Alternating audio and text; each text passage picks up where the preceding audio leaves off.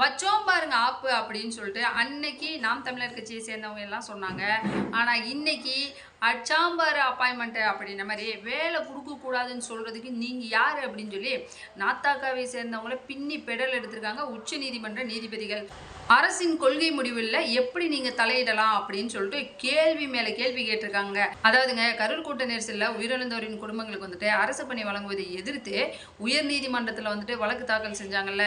அதுக்கு உச்ச நீதிமன்றத்துல இருந்து பாதிக்கப்பட்ட குடும்பங்களுக்கு அரசு வேலை கொடுக்கறதுனால மனுதாரர்களுக்கு என்ன பிரச்சனை அப்படின்னு சொல்லி கேள்வி எழுப்பியிருக்காங்க. இந்த ஒரு கேள்விக்கு வழக்கறிஞர்களால பதில் கொடுக்க முடியாம திணறி இருக்காங்க. அதே மாதிரி கூட்ட நெரிசல்ல உயிரிழந்தோரின் குடும்பங்களுக்கு வந்துட்டு அரசு வேலை கொடுக்க கூடாதுன்னு சொல்றதுக்கு நீங்க யாரு அப்படின்ற ஒரு கேள்வியும் கேட்டிருக்காங்க. அதனால வந்துட்டு உயிரிழந்தோரின் குடும்பங்களுக்கு அரசு வேலை வழங்கும் உத்தரவை ரத்து செய்த உயர் நீதிமன்ற தீர்ப்புக்கு வந்துட்டு உச்ச நீதிமன்றம் இடைக்கால தடை விதிச்சிருக்குங்க.